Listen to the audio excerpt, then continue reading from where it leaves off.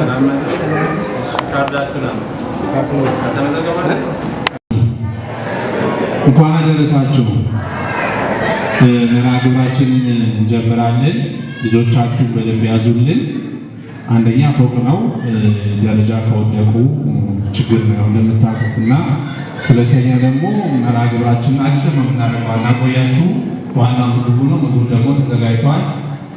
ስለዚህ ትንሽ እግዚአብሔር እናመስግነን፣ ጸሎት አድርገን ዘምረን ዛሬ እንግዲህ የጌታችን የመድኃኒታችን የኢየሱስ ክርስቶስ የልደት በዓል ምክንያት በማድረግ ከሚሊ ገበታ ጋር የሚሊ ገበታና ኬተሪንግ ሙሉ ይሄን የምሳ መርሃ ግብር እነሱ ናቸው የቻሉልን።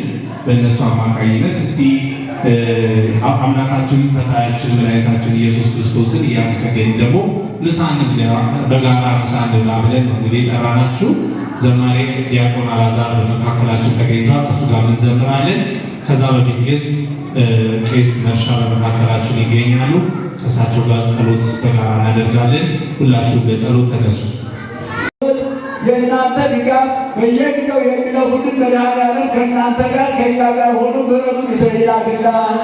ምሕረቱን ይላክልህ በማለት ምሕረቱን ይላክልህ፣ ምሕረቱን ይላክልህ። የተፈጠረች ፍጡር ደግሞ ለእናት አባቷ የምትላክ በፈጣሪዋ የምታመልክ ያድርግልን። ኢየሱስ ክርስቶስ ደግሞ እንደ ዛሬ ቅርባቸው ሳይሆን በቀኝ ብለው እንዲመጡ ፈቃዱ ክርስቶስ ይሁንልን። እንግዲህ የዛሬው በዓል ትልቅ በዓል ነው። በዛሬው ዕለት ያንን ትቶ ወደዚህ ወደ አረጋውያን ማምጣት ማለት ምን ማለት ነው? ማለት ነው ቤታቸውን ትተው ቤተሰባቸውን ትተው አረጋውያን የለመዱ ይከፋቸዋል በማለት አሰባስበው ወደዚህ ላለው በየቦታው እየዞሩ ምን የለመዶች ይጎልባቸዋል በማለት እንደ እናት እንደ አባት አስበው እንዲያደርጉና ደስታውን ነገር ያሰማል። ደስታውን ነገር ያሰማል። የዛሬው በዓል ትልቅ በዓል ነው።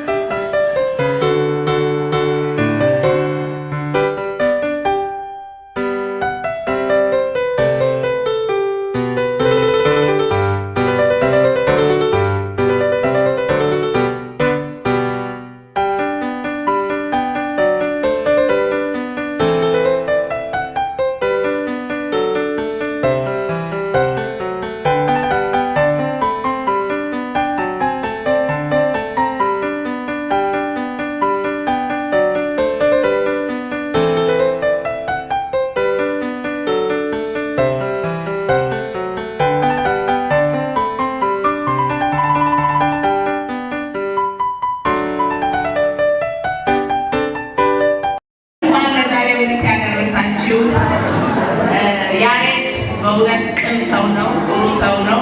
አረጋውያንን፣ ወጣቶችን፣ የተቸገሩትን በአቅሙ እያስተባበረ እየረዳን ያለ እግዚአብሔር ጤናውን ይስጠው። እግዚአብሔር ጤናውን ይስጠው። ቤተሰቦቹን ይጠብቅለት። የወለደውን ልጅ ያሳድግለት። ባለቤቱን ጤናውን ይስጣት። እግዚአብሔር ኑሮውን የማይጨነቅበት የማያስብበት እግዚአብሔር ያድርገው። በጎ በጎ ነገር ይታየው። እሱ እመቤቴ ድንግል ማርያም ከነ ልጇ ትሙላበት።